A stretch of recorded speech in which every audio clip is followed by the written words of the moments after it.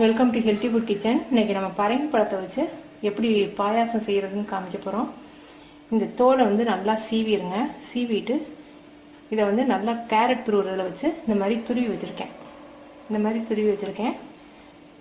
இந்த கீத்துல பாதி கீத்தளவுக்கு எடுத்திருக்கேன். குங்குமப்பூ கொஞ்சம் எடுத்திருக்கேன். இது வந்து முந்திரி பருப்பு, பாதாம் பருப்பு, பிஸ்தா பருப்பு, கிஸ்மிஸ் பழம், ஏலக்காய் எல்லாம் வந்து பருப்பெல்லாம் வந்து கேரட் மாதிரி துருவுற மாதிரி நீளத்துக்கு நறுக்கி வச்சுருக்கேன். பிஸ்ஸா, முந்திரி, பாதாம் எல்லாமே நறுக்கி வச்சுருக்கேன். ஏலக்காய் பவுடர் இதிலே கலந்துருக்கேன். சீனி தேவையான அளவுக்கு. பால் வந்து நல்லா கெட்டி பாலாக 2 டம்ளர் எடுத்துருக்கேன். அரை ஸ்பூன் மட்டும் ஆயில் ஊற்றிருக்கேன். இந்த காயை வந்து வதக்க போகிறோம். பச்சை வாடை போகிறதுக்காக லேசாக அரை ஸ்பூன் நெய் ஊற்றி வதக்க போகிறோம்.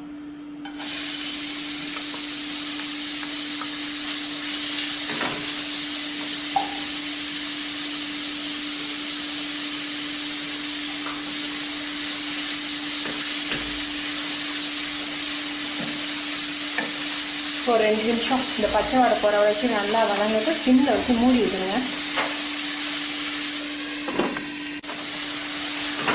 காய் நல்லா வதங்கிடுச்சு. அந்த பரங்கிப்போட ஃப்ளேவர் நல்ல ஸ்வீட்டோடு வருது ஃப்ளேவர். இப்போ பாலை ஊற்றுவோம்.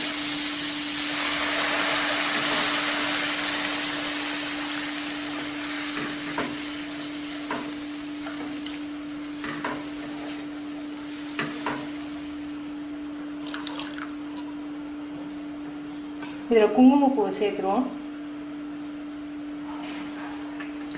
இப்போ இந்த பழம் வந்து திருவி போட்டிருக்க அந்த காய் வந்து கொஞ்சம் வேகட்டும். வேகிற வரைக்கும் கொஞ்சம் சிம்மில் வச்சு மூடி வச்சுருங்க.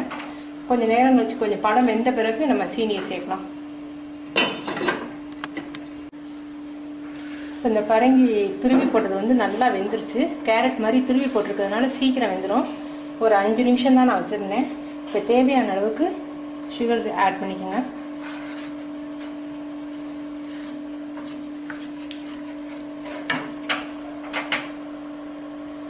இப்போ நம்ம வந்து நெய்யில் வந்து நம்ம நறுக்கி வச்சுருக்க பருப்பு எல்லாத்தையும் ரோஸ்ட் பண்ணி போட போகிறோம். அரை ஸ்பூன் மட்டும் நெய் ஊற்றியிருக்கேன். நெய் காஞ்ச உடனே வந்து நீங்கள் சிம்மில் வச்சுக்கிட்டுருங்க. நம்ம நறுக்கி வச்சுருக்கிறதுனால கருகி போயிடக்கூடாது.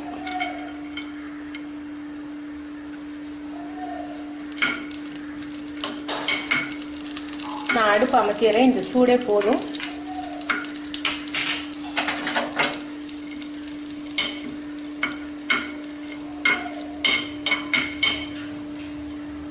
பரங்கி பழமும் வந்து ஸ்வீட்டாக இருக்கிறதுனால நீங்கள் சுகர் வந்து நீங்கள் பார்த்து ஆட் பண்ணிக்கணும்.